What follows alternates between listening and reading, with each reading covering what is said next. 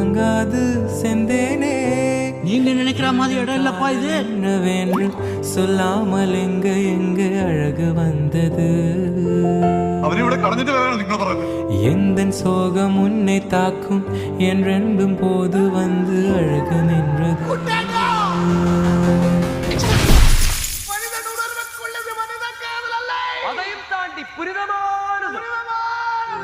மனிதனுனது கொல்ல இது மனித காதல் அல்ல, அதையும் தாண்டி புனிதமானது. அபிராமியே தாலாட்டும் சாமியே நான் தானே தெரியுமா.